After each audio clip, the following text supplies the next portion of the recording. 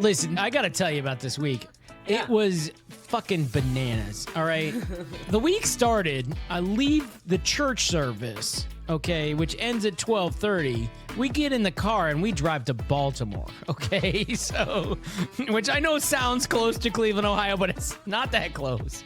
And then we go see colleges, and then we drive to D.C. and we see things in D.C. This week I saw the Magna Carta, okay? That's how bonkers this week is, okay? Telling you this, we got our grades today, and her mother flipped her fucking lid and like, Oh, really? all right, so she goes to Exeter, and it's the hardest school on the planet. Yeah. These are her final junior year grades. She got 1A, 2 B pluses, 2 B minuses, and a bunch of passes on the pass-fail type classes, right? I thought you were going to start saying C's. And I was like, No, the oh, worst is B Lord. minus, okay? Yeah. So her grade point average, are you ready for this, is 9.18. What? On a scale of 11 or something. What the fuck? Why do they keep changing this shit? Like, when I graduated high school, I know it had changed to a 7-point grade system. And so, like, a lot of people, though, had above a 7, which... It's like, what the fuck? What are we talking about anymore? 4 is the highest, period. Yeah. Like, A plus A should be no distinction, in my opinion. Yeah, but what about AP A plus? What if it's in a... No, what if I you're don't in care. A, Then you took a harder class. That's your choice. Like, whatever. I don't know. I hate that shit. All right, so listen, harder class, better school. So is a B minus in fucking, I don't know, existential trigonometry, linear algebra, quantum physics at Phillips Academy.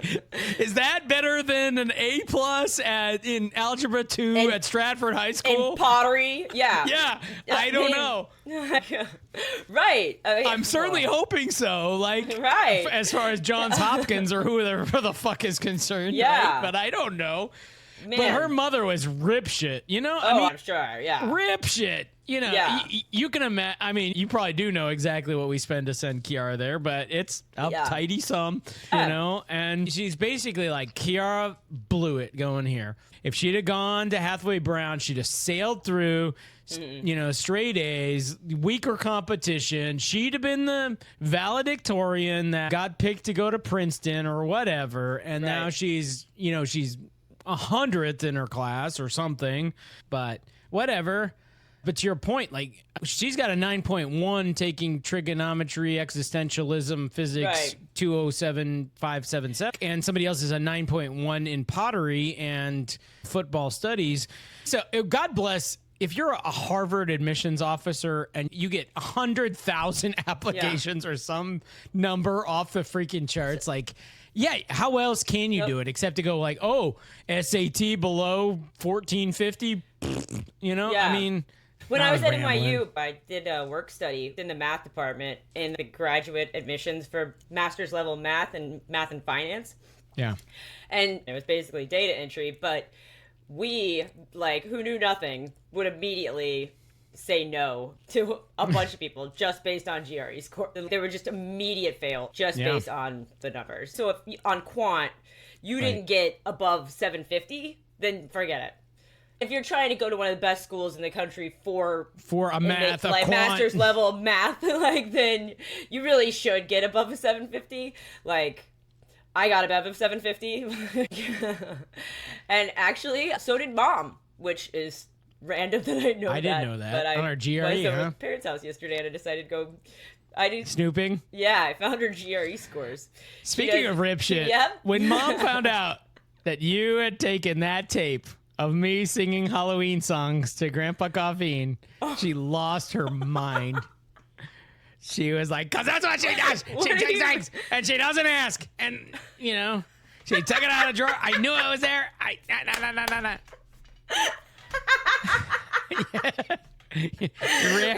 Your reaction is not what... worlds bother each other. It's exactly what I want, 100%. Because she would have wanted that tape to sit in the drawer for 50 years. Until you died. It can't leave that drawer. Well, good thing I took the stuff I did. I better, like, be careful when I put the stuff back that I've got this time. Because I took a bunch more stuff of yours. But... One way or another, do not tell her.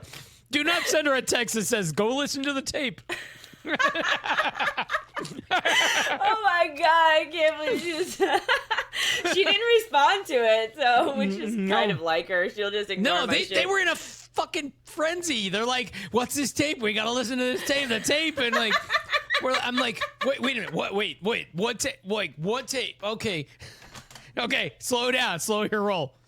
This is not an emergency. Like, are we talking about the tape of me as a 4-year-old singing Halloween hymns? Like, because like I don't think we have to be all worked up about listening to this tape. Okay. Where's the tape? Where's the tape? Where's the tape? But then she was definitely, there's a little bit like, yes, I knew that tape was there, and I knew it was there. But that's what Kalyn does. She takes things, and she doesn't tell you you're taking them, and she doesn't ask permission, and she's just taking them. Oh my god, that's so funny. Yeah. The best one ever of me taking something from their house is like I needed PVC. Like I was trying to hang this awning in my apartment, right? And I went in their garage and there's just like some PVC pipe, right? Just like around. Yeah. So I took a couple pieces, like 2 pieces of PVC pipe. Yeah. I don't like. When's the last time you saw mom and dad doing shit with PVC pipe? Like never, right? Dad would never touch a piece of PVC pipe. Oh, you're so wrong because they got home like the next day and they called me and they're like, "Do you have your father's PVC pipe?" And I was like, what? How do you guys even know? Like, they knew immediately that it was gone, and I had to give it back. Dad's PVC pipe. Tabs on everything in this house. No, There's a little scanner going on. There's another one that's good. There was a trash can that was up in your room, right? It was like, it had this like kind of plant pattern on it. Whatever. Yeah. It was nice. And it matched my shower curtain back in the day. So one day I go over and I take that because I'm like, I need a trash can for my bathroom, and it matches my shower curtain at the time. And like, they got back in town, and literally I came over to see them, and they're like, "Where's the trash can?" And I'm like, "You go upstairs to Robert's room often enough to notice that I took a trash can out of Robert's room?" Okay, I'll give it back. I know, seriously. They probably have cameras in there. They just watch the footage of me. motion detected cameras. They get a little ping on their email. Oh, Kalyn's in Robert's room. Kalyn's in Robert's room. Alerts going off. Their phones start going crazy. She opened a drawer. She's looking in the drawer. Oh, now she's looking at the trash can. She's gonna Wait, what is she doing? Is she carrying that trash can downstairs? She's gonna take it, Steven. I know she's gonna take it. That's what Kalyn does. Yeah, but I'm not gonna say anything. I'm gonna wait until Robert gets this tape. And then I'm gonna flip my lid. Yeah. Well, yeah. Oh man, that's funny. I had no idea that was her reaction. Did she take it back home, or did she leave it there? No, it's right. You can see it. Oh, okay. No, you can't because I took it down. But anyway, it was it's around here somewhere. She did not take it home. Okay. I don't know. They listened to exactly 7 seconds of it or something, and they're like, "Oh, that's great. That's really great." You know? That fucking Kalyn. Goddamn Kalyn. Why did we even have a second child? Shit. We really had to... I mean, part of me is like, is it worth listening to this whole thing to see if there's any gems or whatever? But so I told Kiara about it, and I was also like, I have Grandma listen to it. She's like, I'm not there, but she wants to listen to it when I'm in town. So we'll listen through and see if it was... No, I made it through like a song or two, and then anyway. Yeah. But I will say this for the visit. This was one of the lesser egregious visits, so I wasn't, that's good. You know, I didn't get too. No, they were very helpful. They were more helpful than not helpful, you know. So in terms of driving, you know, had to drive Cody places and walk the dog and all this happy, you know, baloney in life. So they knew the assignment. I heard that Dad and Cody spent a bunch of time together, and we're getting on pretty well. So Dad did a good job. On his exactly. I had told him that Cody is kind of in a maybe difficult phase. Like that, he's just he feels how he feels. Like, and that if he wants to hang out and talk, then that will be clear. And if he doesn't, then that will also be clear. Yeah. And now Cody is 15 years old, 15-year-old boy, right? Here's your standard phone call with Cody. Hi, Cody. Hey, how's it going today? Mom, I know, I hate it. I hate talking on the phone. I hate it when you ask how things are going. I hate it, okay? Why are you wasting our fucking time? All right. And that's like Andrea being mom and she's female, wanting a connection, all this stuff that's important to women. That's not as listen. She's like, I just want to talk to you and see how you're doing. And he's like, okay, well, fine. Are we done? Yeah. Are we done? Fine, whatever. Bye. God. Yeah. Do second-borns exist to, like, torment mothers? Is that what happened? Is it like me? I mean... Well, and I'm sure we could parse out the special sauce that is the female second-born versus the male second-born, right? I'm sure there's a big difference there, but the male second-born involves a lot of grunting and, I mean, how you doing? Thinking back to when I was in high school, like, I see a lot of how I was in high school in Cody, honestly. Just be glad you don't have another child that's younger that he hates. Because, imagine Cody being pissed all the time with a younger sibling, and just fucking, I wish you would die. Like, constantly having to referee that, Yeah. I don't know. Marcus Aurelius, one of the things he says in meditation, which is like his diary, right? He's writing this journal at night in his tent while fighting the Gauls or something. He's just telling himself, like, don't let your ego get big because you're nothing. But in reality, he was like a god. He's an emperor. And emperor of Rome, yeah. Yes. He could have literally anything he wanted. Unlimited wealth. Everybody, like, worships him, basically. One step down from being a god. And he's like, you're nothing. No one will remember you. And if you think about how many emperors you can think of offhand, right? There's 10, 20, I don't know. But there were like a fucking lot of emperors. Yeah. Well, even listen, like and you and I are way more tapped into emperors than most people, right? Right. That man on the street interview with Jay Leno or whatever, if they could name more than Julius Caesar and Augustus, I'd be amazed. Even two would be better than most people. Yeah. Nobody's going to remember me for fucking sure. And maybe. Donald Trump. Like. Who probably is the most famous person from the 20th century? Adolf Hitler. That'd be a reasonable candidate. Top 10 anyway, Yeah. Churchill, maybe. Only because of Hitler. But Marcus Aurelius came up today in my reading because was he the emperor when Rome fell? Or at least darn close to when Rome fell? Or did I mix up my names? So he died in like 183, but he was off at war. He was a dual emperor, actually. This is like... There was an emperor who was, like, in Rome doing Roman stuff, like doing the... Yeah. And then he was off fighting. He was at war for a lot of the time he reigned. He's fucking amazing. Like, that guy, he deserves to be remembered. He's just such a fucking badass. And the fact that he didn't even think he would be remembered makes him even fucking cooler to me. He's got legendary beard, I will say that, based on his statues. So. Yeah. Okay, so no, he wasn't that guy. Yeah, there was times when there was 2 emperors, 4 emperors, whatever, We got as many emperors as we need, I think that it helped to, like, keep things from civil unrest between, like, families that had claims to, like, because it's lineage stuff. I think he was adopted by the emperor so that he could become, anyways. Well, there's just, as undemocratic as the Romans were, it was more democratic than, for example...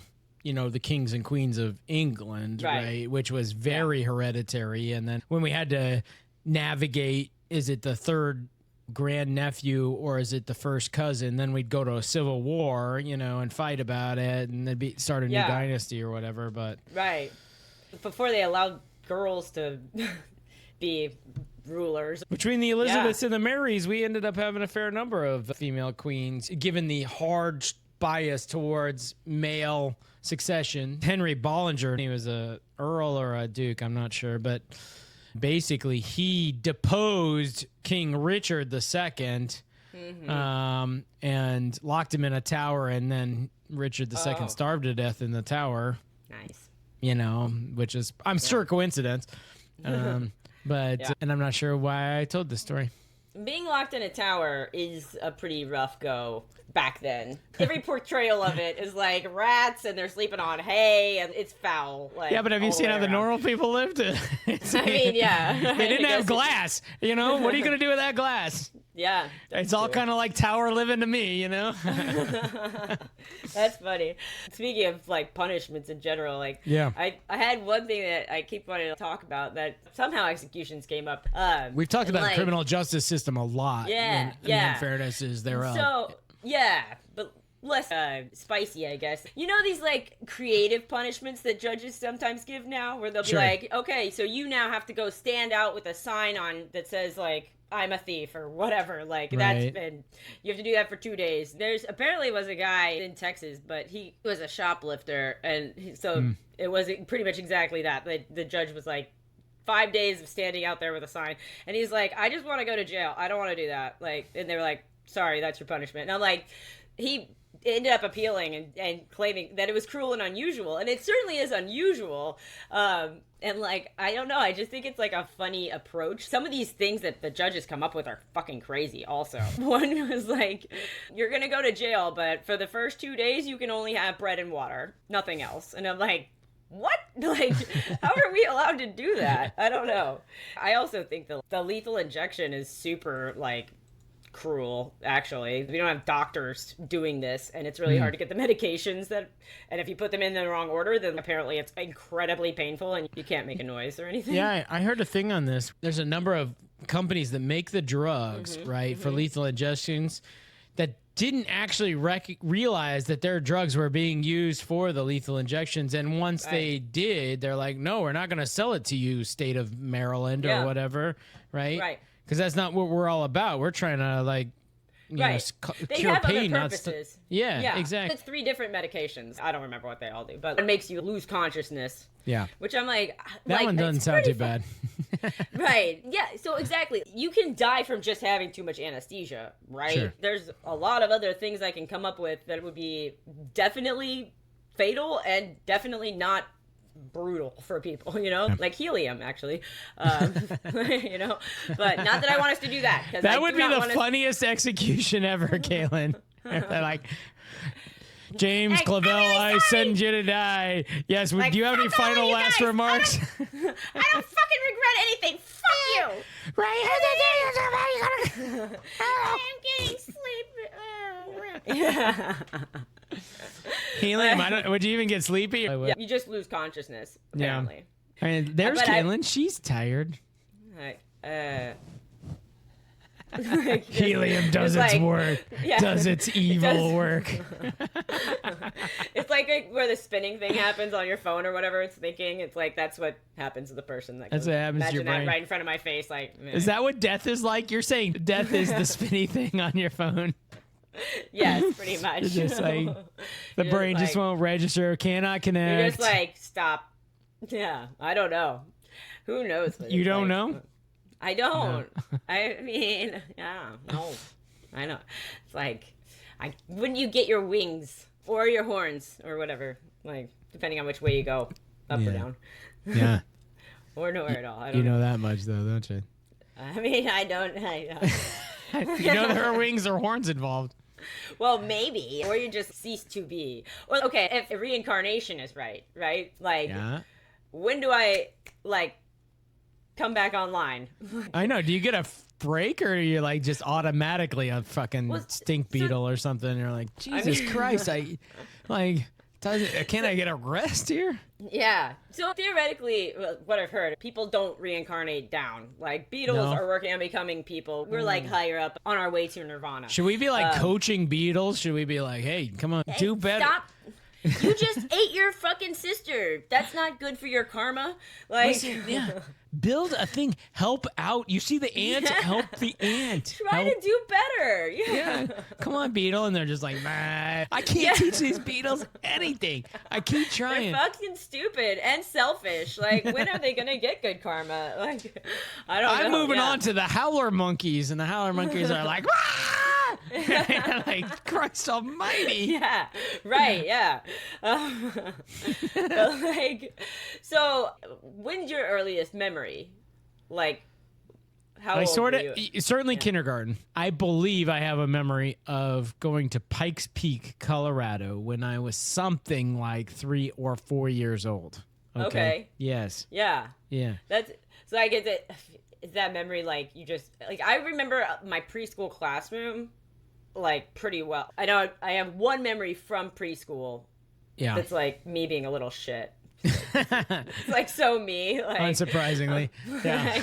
Yeah, because I demanded everyone call me Kalyn Kimmel Kid, and the teacher was trying to get me to come over for lunch, and she's like, Kalyn, come on. I'm standing there like I wouldn't come, and she was like, Kalyn Kimmel Kid, and I'm like, okay, whatever. Like, finally, I broke you. I do. I have memories from preschool. So I'm just thinking, if there's reincarnation, then is that the period? Like, I'm immediately in utero, and then I'm still like allowed to like have a timeout for adjustment to like. My main question is there a rest or is there not a rest? Right. You know, do I have to get to work right away? Is that what's happening when I'm a baby and stuff? Like, is that I'm resting? Like, my consciousness is just off. I'm just like, I'm offline. If you get reincarnated as a beetle, is your rest period like 25 seconds and then you have to... I mean, yeah, that's probably a lot for a bug, right? There's bugs that like only live for like a day or two. Yeah. So... Yeah. I don't know how long a beetle lives. I need to do more research. Find out. All right, we're going to put that on the list. A future episode. You know what, though, Kalyn? I think we should kick the episode off. What do you think? Let's do it. All right. Cue the music. You're listening to Robert and Kalyn Get Reincarnated. Will we be reincarnated as beetles or goldfish or donkeys or as humans or on the next plane of existentialism? Tune in and find out.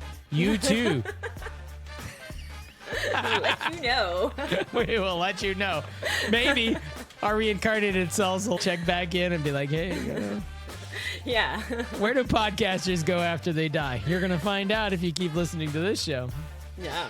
Today is June 28th, 2025. It's a Saturday of all things. Saturday. Yeah. Maybe in our reincarnated lives we'll have better things to do on Saturdays than record podcast episodes. I don't know. Yeah. But listen, it's episode 59. I am Robert Kalyn. God. Go ahead, Kalyn. Take over. Forget it.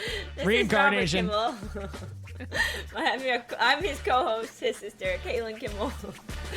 Won't you please like, subscribe, send over to friends and family, send us an email, ... all the things.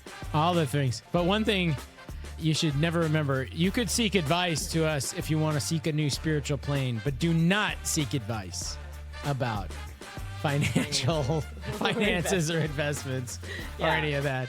We disclaim any responsibility for anything we've talked about today. Yeah. My gosh. Yeah. Goodness gracious. You need to question some things about your life if you're coming here with spiritual advice. You'll have a little look within, you know. Yes, exactly. Hey, all right.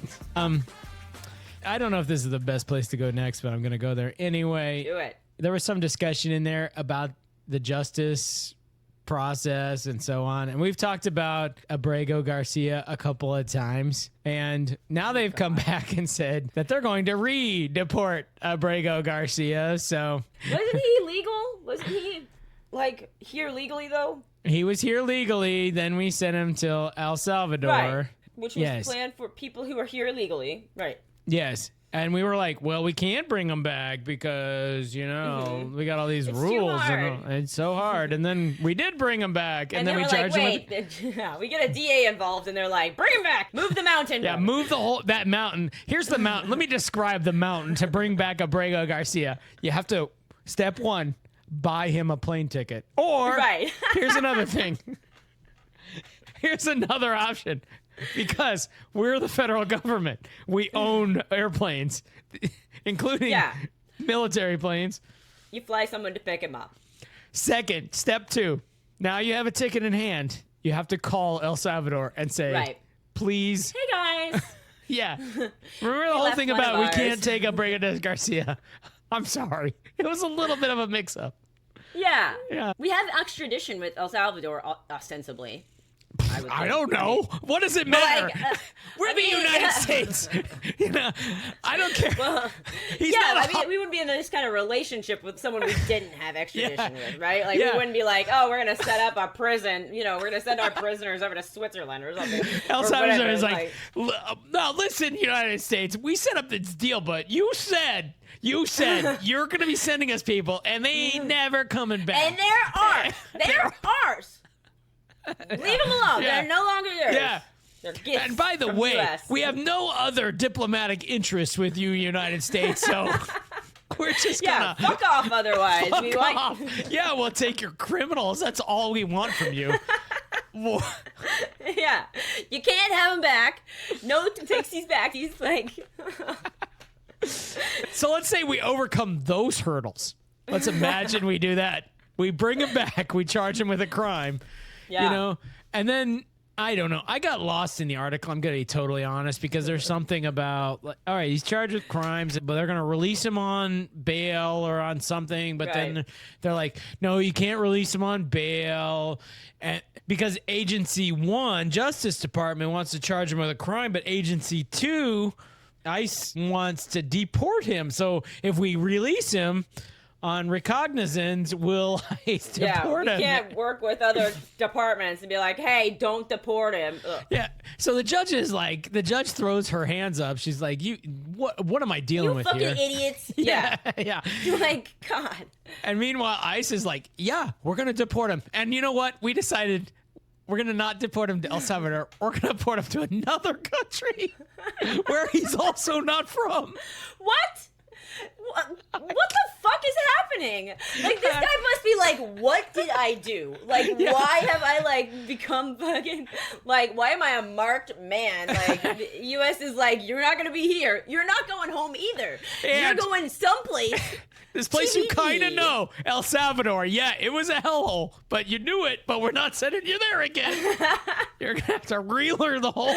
Right. Like all the relationships you established or whatever. Yeah. Done. Yeah. Get ready because you're going to Nigeria. Like, what? Like, what? Welcome to your new home in Cote d'Ivoire. Like, yeah. Exactly. Where are the worst, deepest shitholes and... Exactly. I mean, right, yeah. Let's just drop him off in, like, fucking Saudi Arabia. Like, yeah. Guess what?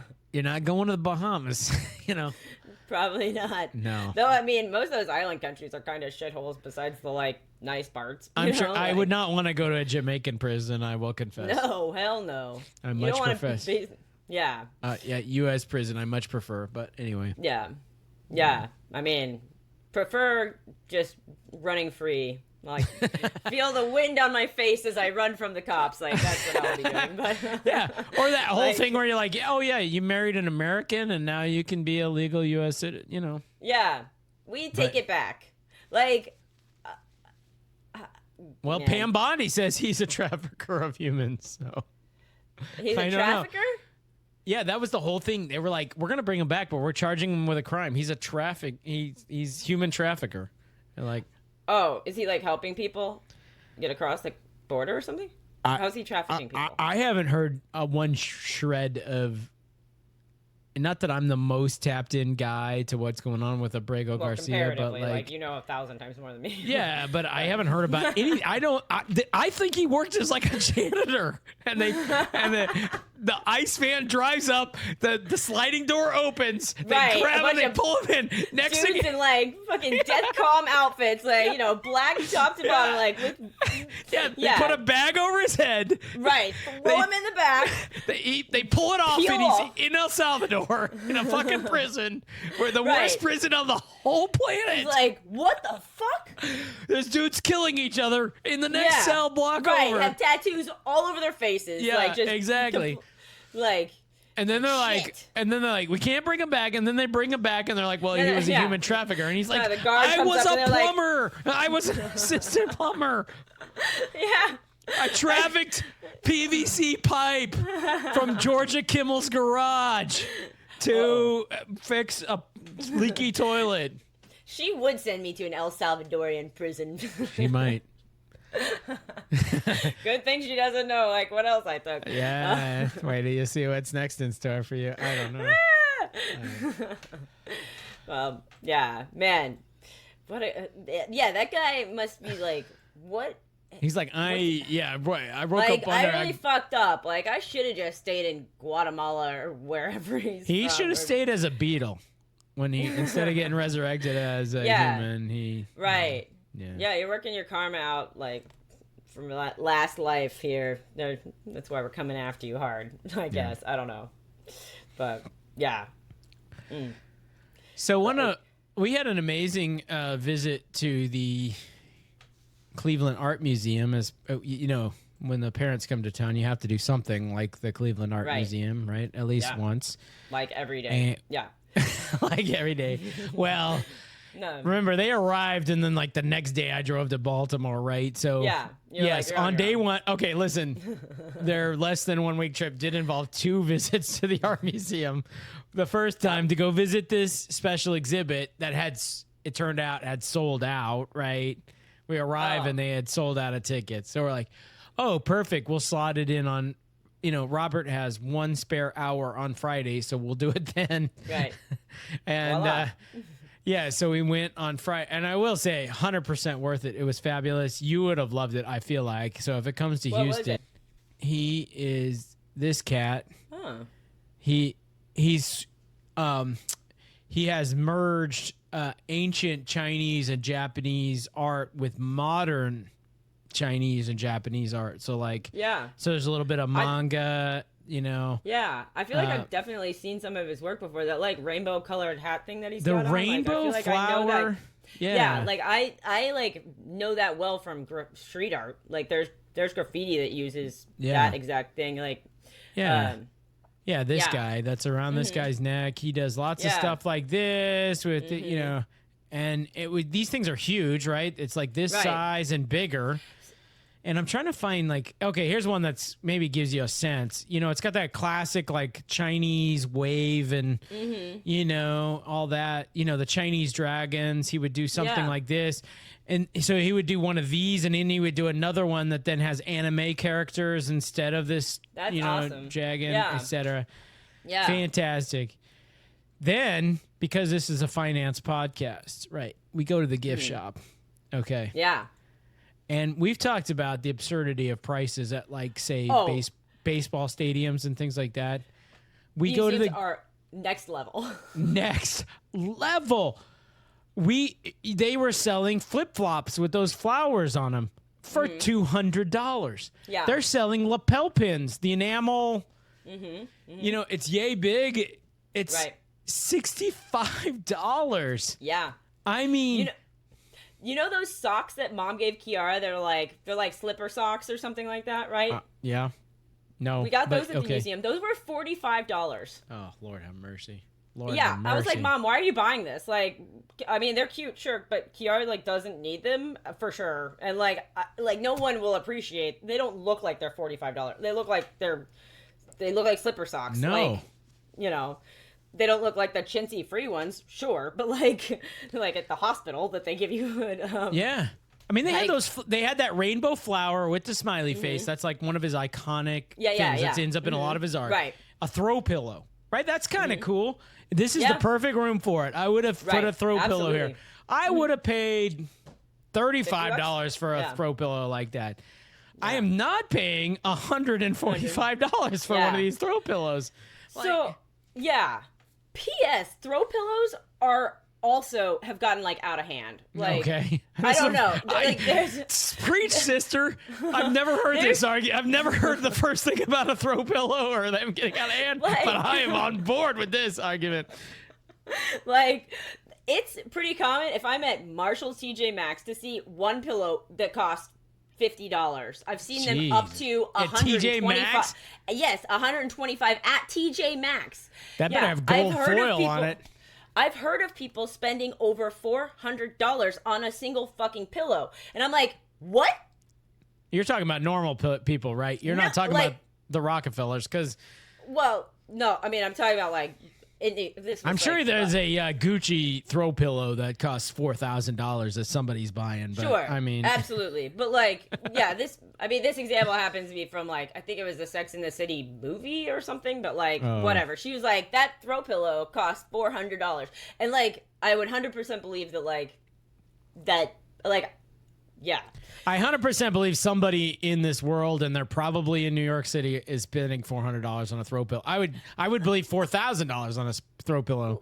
You could convince me $40,000 on a throw pillow. Somebody bought it, but because it's the designer or this or that. Like, I mean, okay, because there's like the Victoria's Secret like bra that costs $1 million or whatever. Like that's in the you know maybe that one exists, but like. $400 on a fucking pillow that you're probably just gonna throw on the floor, like it's in the way at the end of the day, probably. You know, like I mean, like nobody as soon as, sits like, on the throw pillow. Cody gets on the couch, and the first thing that happens is those throw pillows are out of there. You know, like you're like, damn it, Cody, that was $400, and he's like, Ma, bro, come on, what are we buying for? Bruh. I'm trying to sit on the couch. I'm trying to watch my family. Come on. You know? Yeah.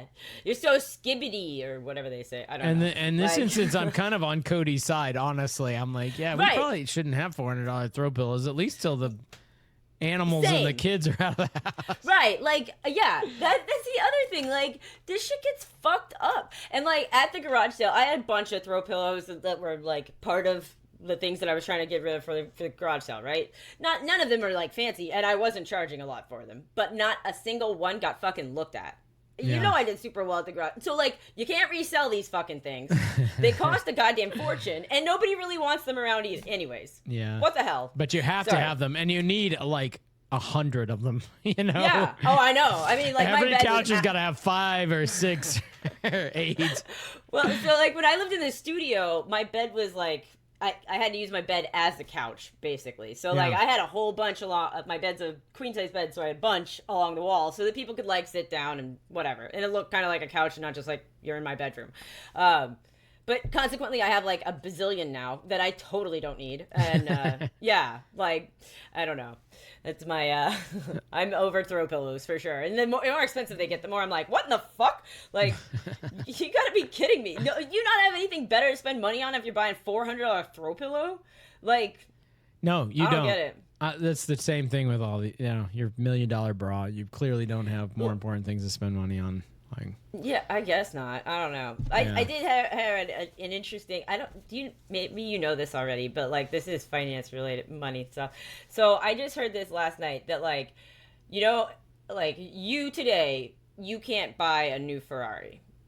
No one can buy a new Ferrari. You have to buy a used Ferrari. Okay. Before you can buy a new Ferrari. Like that's like those are the rules. Like that, if you go into a Ferrari dealership, like you can throw your money on the table and they're gonna be like, "Cool, which used Ferrari do you want?" Because you can't have a new one.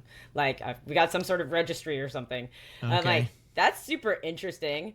Like, I don't know. I just find that like that's. Was it like rule. the Birkin bag? Because you can't get a Birkin bag unless you like wheedle your way in. Right, you have to. Well, Birkin, you have to like buy whatever they tell you have the privilege of buying first, at least. Yeah. But like, yeah, with Ferrari, I guess it's the same thing. Like, I think it really.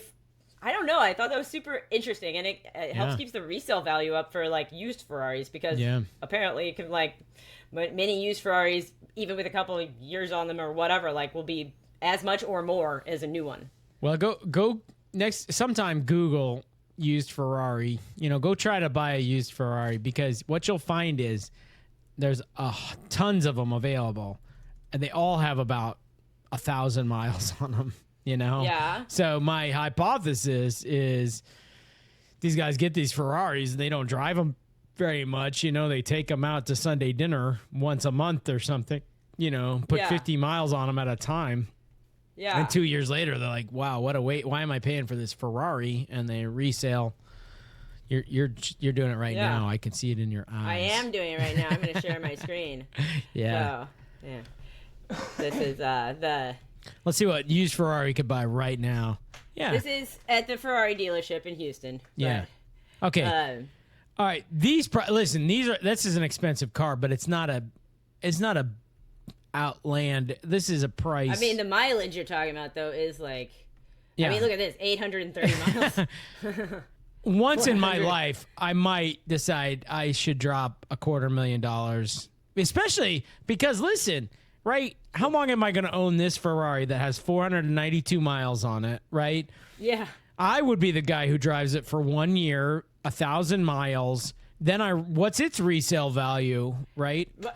Even if it's even if I lose $50,000 or $60,000, let's say it resells this one $259.99. Let's say I resell it for $200,000. I've lost $60,000. I had a Ferrari for a year for $60,000. That doesn't sound like an insane opportunity. But I think I'm wondering if so I don't know how much any of these cost new, right? Let's check one of the we should do that. Let's do the Ferrari Roma or whatever. Yeah. Let's see. I don't know if I want to start a new tab. I guess I can just go up to the top since I'm on that Ferrari dealership. New model range, is that what? Okay. I don't know. I don't know. I didn't get to these. Okay, here's the Roma. Is this gonna work? Oh. It'll be it'll be $1.25 million. Well, no. Here we go. They probably won't even tell you what the price is. Okay, Ferrari Roma looks lovely. It's a gorgeous car, isn't it? Though. Yeah. You might just have to Google. We'll Google AI will have to tell you what does a new Ferrari Roma cost. Roma new. Starting price is $243. Okay, $243. Or let's use this car and driver $279. Okay. Yeah. All right. Hey, this is sounding better and better. I buy a car. It's $279. I bought it a year old at $259.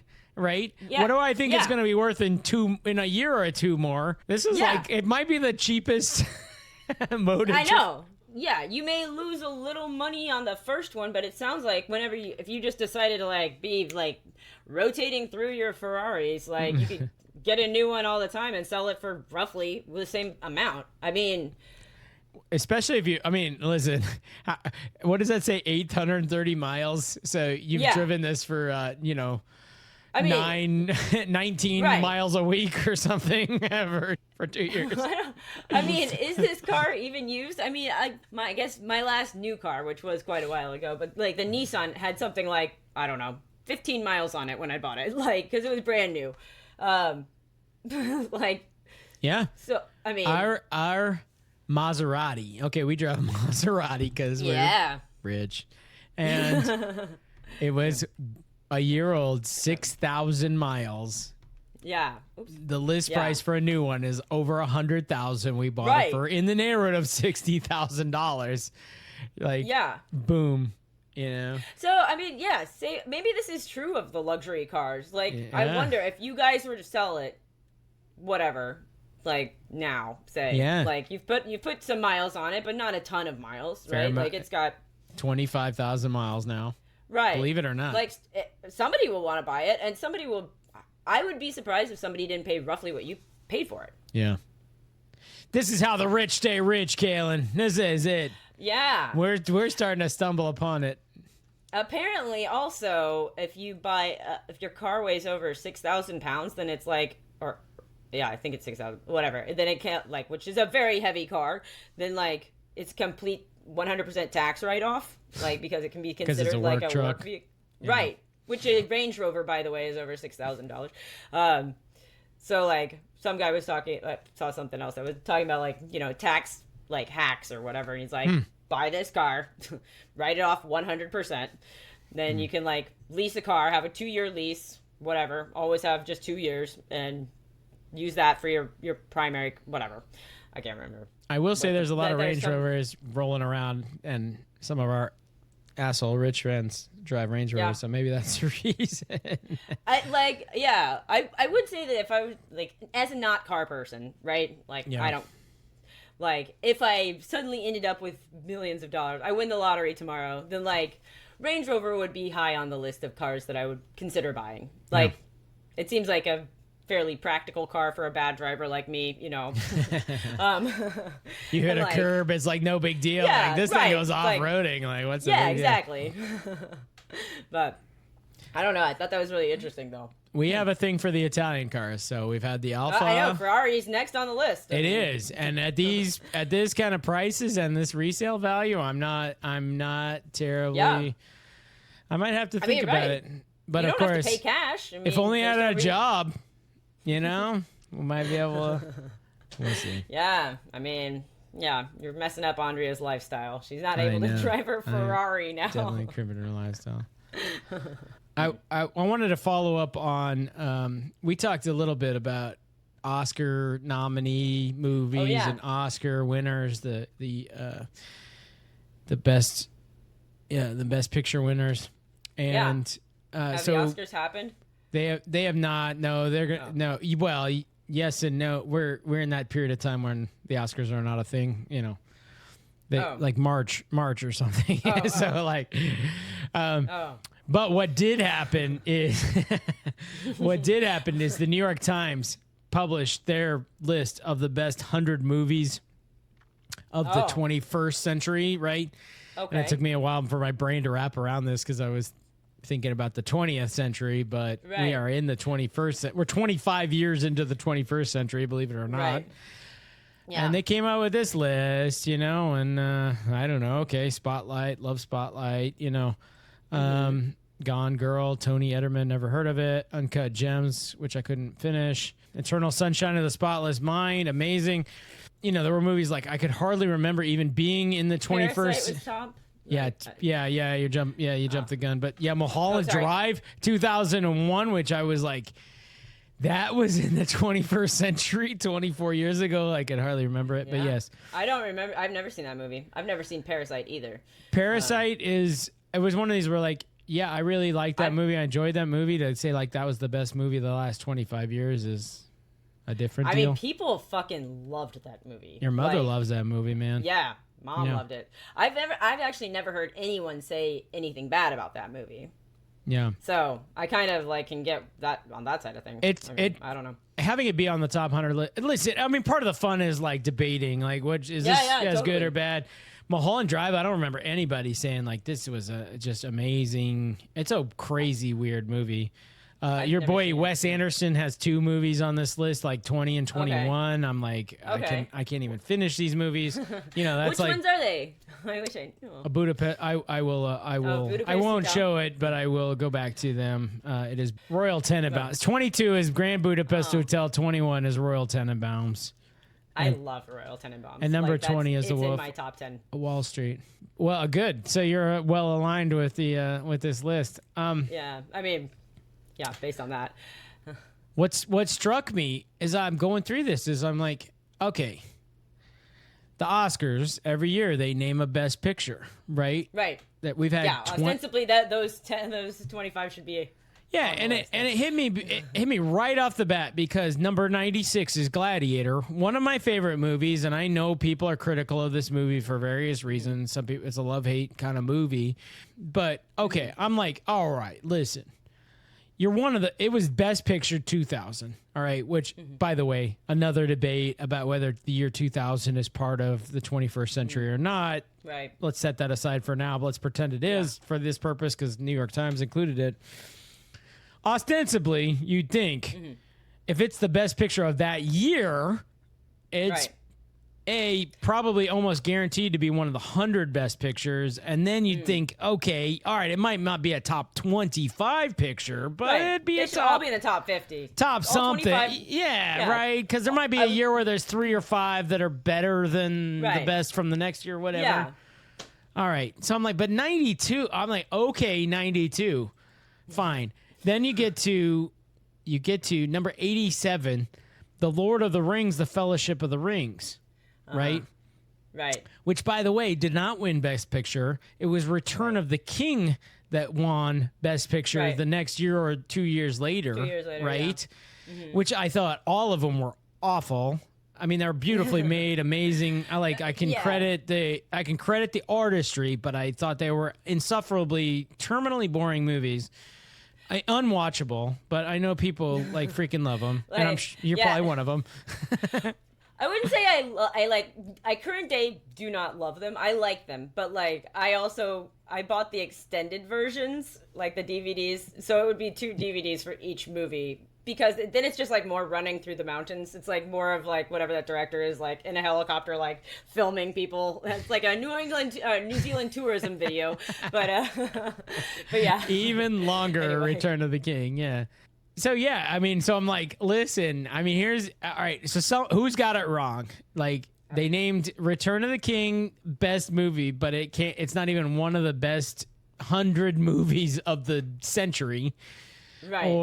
Or did we, by the way, did we just give Peter Jackson Best Picture because at that point we felt like he ought to get it because it was his 3rd year up in the running? And he beat out, I can't remember what movie he beat out. I still can't remember, but he beat out some amazing movies that year to get Best Picture. Peter Jackson, you know. I don't know.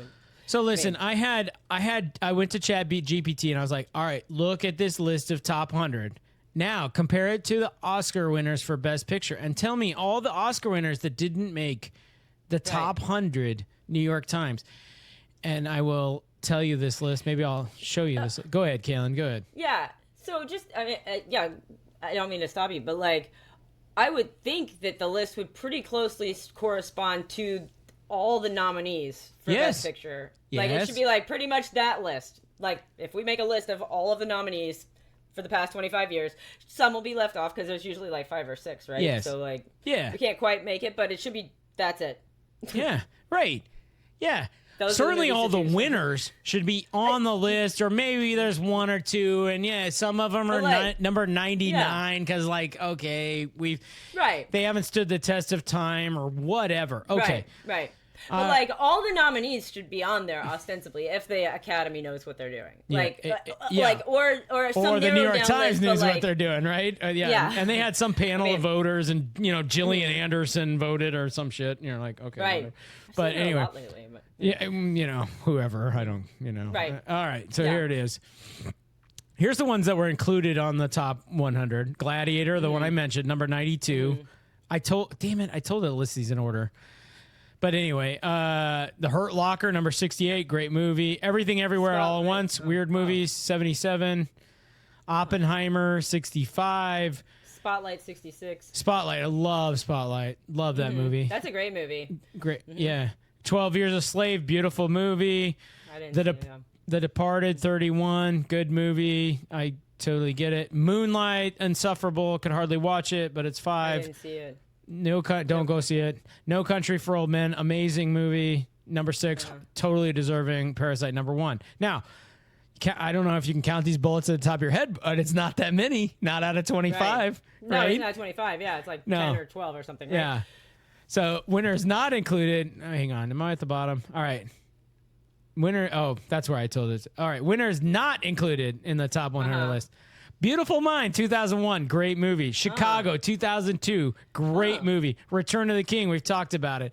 $1 Million Baby, great movie. Crash, Slumdog Millionaire, The King's Speech. Okay, King's maybe Speech not top 100, solid movie. Oh, really? I love that movie. Like, that's maybe in one of my top 10. The King's Speech. All right. I'm on board. It's right. I'm on board. The Artist, I must confess, I have no idea what movie that is. I've never heard of that either. Argo, I loved Argo. Loved it. Birdman, 2014, couldn't watch it. Unwatchable. Can't finish it. Green Book, good movie. Nomadland, I enjoyed. Coda, beautiful movie.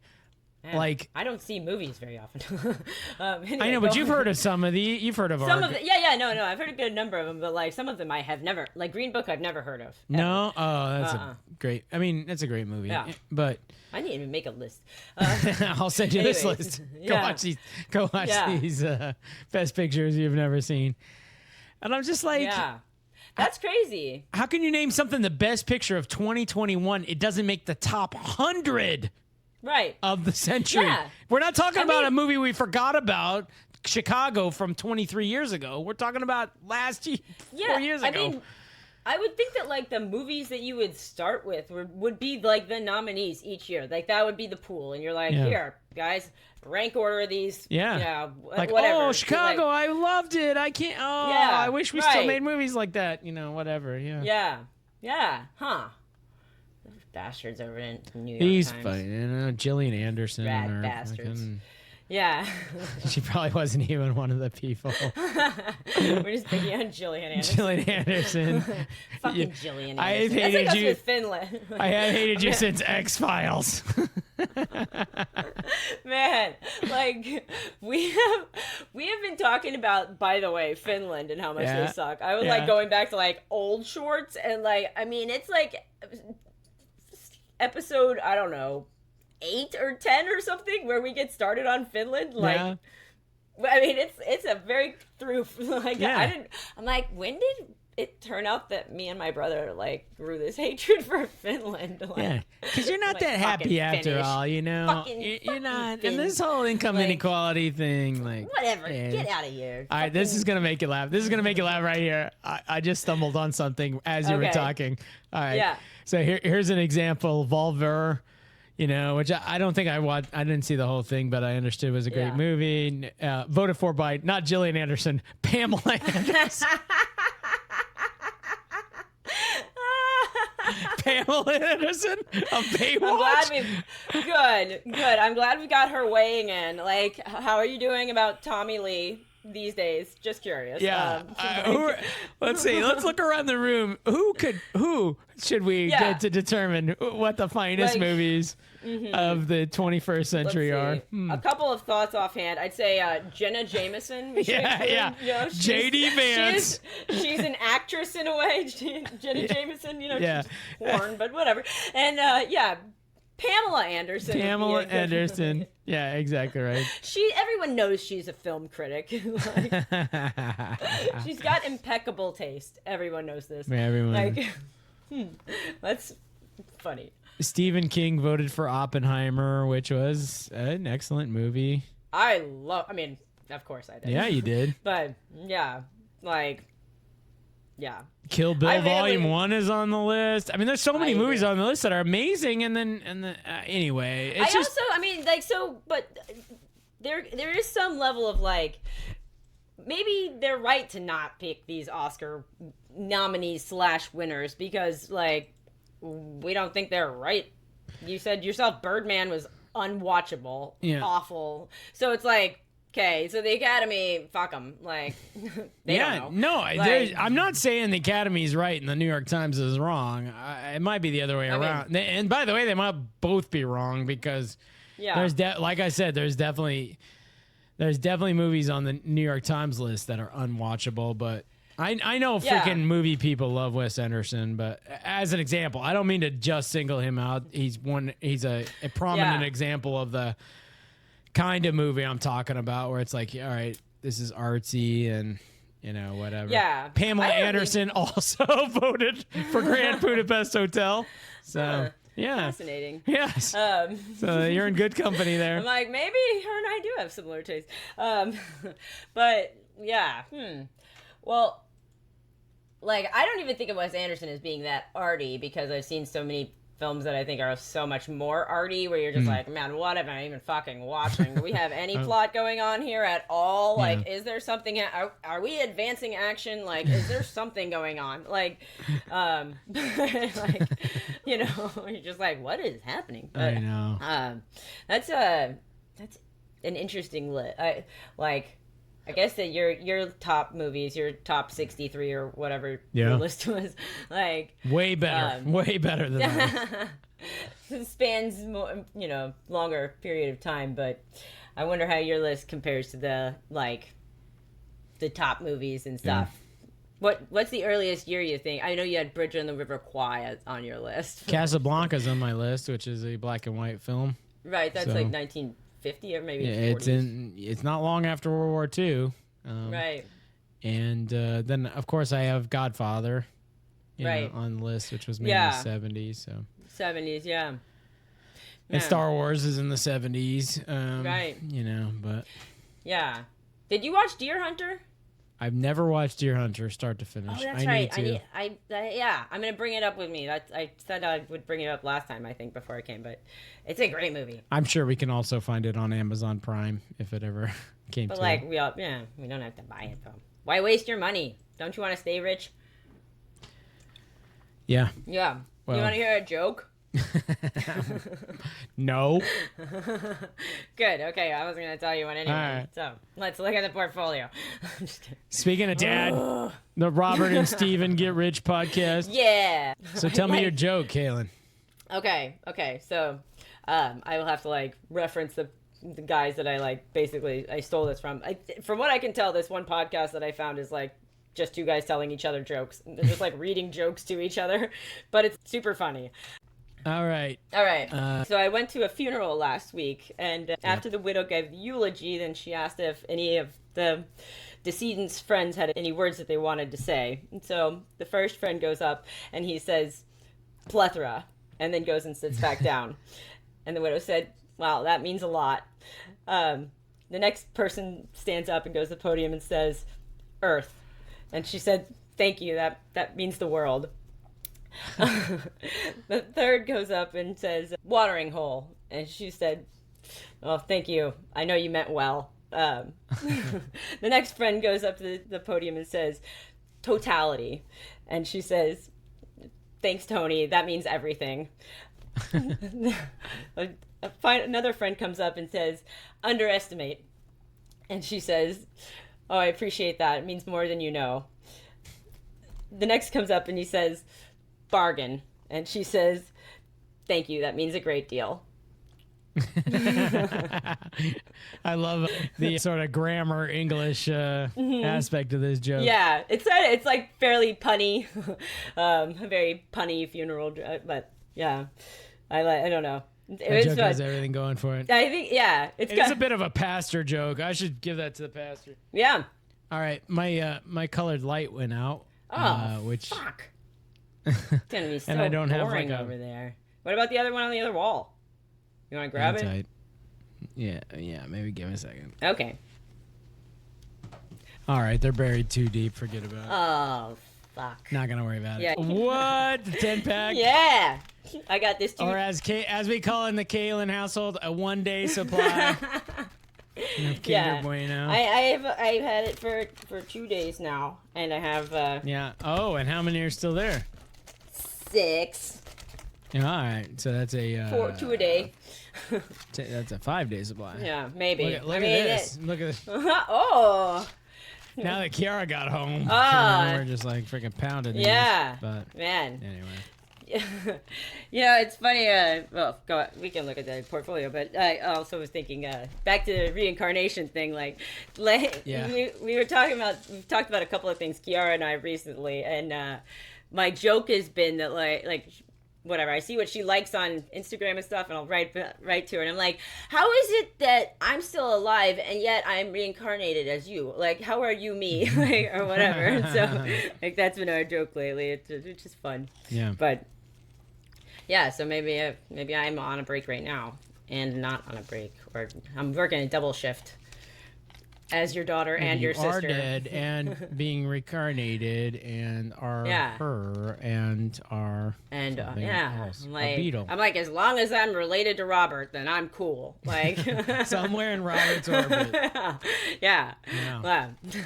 The cult of Robert. Right? Yeah. Which is like, look, man, I'm reasonably high on the egotistical scale. Like, how high do you have to be on the egotistical scale to start a cult? It's like, oh my God. I am the Messiah. Yeah. Now listen, here's the rules of this cult. First of all, we have to all sit in a room and meditate for 7 hours. Right. Well, yeah. with no air conditioning. And then everyone has to have sex with me. Right. Right. And then whenever I want. Whatever. And then you gotta have sex with each other. Maybe. While I watch. Some of them are like, the men and women have to live separately, basically. And then all these wives end up pregnant. So, yeah, the fucking cults are fascinating to me. But yeah, we were listening. Maybe was it you that sent it to us, or we were listening to this thing about the Oneida cult, right? Which we're talking about in the era of President Garfield. Yeah. Right. Yeah. Okay, so they're like, yeah. everyone has sex with each other in public, whatever the overlord orders, but you can't orgasm. If you're a male, sort of, right? Yeah, which if you're a male, by the way, sort of seems like the point of sex. Right. But anyway. Yeah. I mean. And these are the cats that came up with the silverware, the Oneida silverware. Yeah. Every table in America. Right. The most prolific silverware brand probably ever, I think. Yeah. Name one other silverware brand. Right. Yeah. Flatware brand. Yeah. All right. Yeah. Portfolio. Let's go to the cult of Robert and Kalyn. Yeah. For our disciples, here's how we're doing. Yeah. Our disciples have a lot to learn because we are killing it. 18% up. That's what I'm talking about. Versus the baseline of 8.82%. Now, I will address your attention to the Justin I was just tariff looking portfolio. at that one. Yeah. 14.56 versus investing in the S&P at the same time. I know that I ask the same question every fucking time, but like, are the tariffs off? Like, I know the theory was that these guys are going to fly up once the tariffs are removed, I think, right? I don't know where we are on that timeline. This is the question that, this is what all of America wants to know. It's certainly all the investors in America. Are the tariffs on, off? I don't know. Yeah. Are we just not thinking? Yeah, we're just not thinking about it anymore. He said this 90-day thing, and it's going to hit in July. Okay? Oh, okay. Okay. Because Liberation Day was April 14th or something like that. So the 90-day is like July 15th or whatever. So we're getting there. Mm-hmm. But the market is priced in that there's going to be no additional tariffs, which kind of feels right. I could 100% imagine Trump rolling out of bed and being like, yep, you remember those tariffs I mentioned? They're back on. Right? Penguins are paying the motherfucking tariffs. You know? I kind of feel like he just moves on. He's like a dog who doesn't really, he doesn't remember what he did yesterday. Like, we're moving forward. Like, I want a treat. Like, gotta poop. Like, who's been here? I need to smell some shit. But I can imagine him being like, okay, so yeah, we've got some Iran stuff going on or whatever right now, but eyes are on Greenland now, or he'll find some other stick to chase, like he'll be like, oh, there's a car, let's go. I don't know. I don't really see us going backwards, but I mean, that's also just my impression of how Trump works, is that we just keep on moving. I will say this about Mom and Dad's visit. They were both very well behaved, and there wasn't some of the frustrations we usually have, but man, did they want to talk about politics? They talk about politics all the fucking time now. Yeah, like, Mom's super checked in. Yeah. Yes, I don't blame them. And yeah, they're older, and that's what older people do. And and Mom's obviously kind of, but this visit was noteworthy in terms of like, well, and even Dad's like, I can't believe it. He was a bit of an apologist last visit. And like, here's the argument about this thing in front of the Supreme Court or whatever. Right. And then this time he's just like, I give up. Yeah. So. I mean, they like, I don't know. I feel like our youth was like noteworthy in that like politics was like not discussed. From my recollection, like I knew Mom was a Democrat, Dad was a Republican, and that's it. Like, and I feel like, man, they get it. And I hate talking politics generally. Like, Mom's big thing is about like, I don't know, Mom and Dad start talking about like the books being banned and education stuff. And I'm like, I don't give a shit at all. I don't have kids. I have no kids who I have any stake in like their education that's public. So fucking whatever, do whatever. I don't know why I'm paying for it, but let's stop making school free. But they love talking about it. The other day, like last time I was there, before, I think I texted you and I was like, Mom just kicked me out of the house. And like literally was like, you need to go. Because I was talking politics too much. It was right after you and I had recorded and I was talking about like, being annoyed with like the protest and stuff. And she was like wanting to defend them. But I don't know. I was just like, I wasn't really even on a rant. I was kind of just joking, but she doesn't have the like sarcasm meter not so good. Right. And like, yeah. So anyway, yeah, super political. The one time I almost touched the third rail was, I don't know. I was like, in my view, the reason Trump is president is because of this Joe Biden thing. Mm-hmm. Like Yeah, covered it up, and Joe Biden ran again. Right. Even though they had no business running, and they like forced everybody out of the primary, and they didn't have a real primary. So if you're not happy that Trump is president, it's the Democrats' fault. Right. It's Joe Biden's fault and the people around him. Right. You know, maybe not his fault. Yeah, probably it's the Democrats' party. Like the Democratic Party's fault. Whoever's like in charge of that or whatever.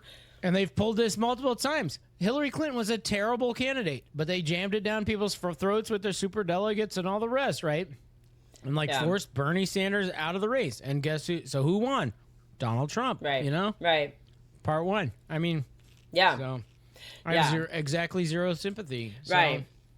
When mom and dad literally just were going on about the books and stuff, and I'm like, I feel like she loves the books. This is like old news though, like a year ago or something. This was like talked about. Thank God somebody's watching it a year later. You know, I don't want to do it. Should we wrap it up? What do you think? We're at that 90-minute mark. So yeah. Did we hit our stride? I think we got a lot of good content. I think we did too. Yeah. Okay, Kalyn. Robert. Should we wrap it up? Yes. I think we should. Kalyn, sister, brother, Robert. Perfect. Cue the music. You've been listening to Robert and Kalyn use throw pillows for reincarnation. Smother one another with throw pillows so we can start our next life.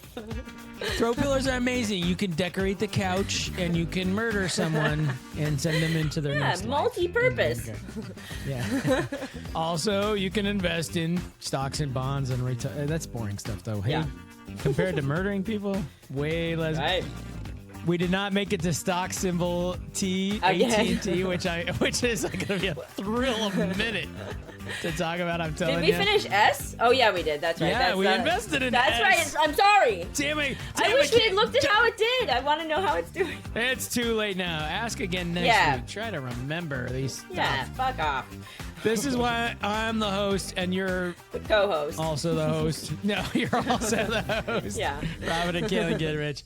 Thank you, everyone, for listening and watching. If you like what we do here, please forward this episode to all your friends, everyone you want to murder with a throw pillow, everyone that you think has been recently reincarnated and maybe just in that phase where they're trying to gain consciousness. Right. If you have like a dung beetle that you in a cage, and it's ready, it's been good. Yeah. Cut that You've taught it all life lessons. Show them this episode, okay? I certainly hope after all of this that we don't cut the part about reincarnation. Oh, no way. So, all right. So rate and subscribe. Send us an email, robertandkalyngetrich@gmail.com. Yeah. Whatever. Do all the nice things to us. If you have a criticism, make it funny. Make it funny. All right. With that, Kalyn, I think we'll talk to you again after our UK trip. Okay. Bye-bye. Bye.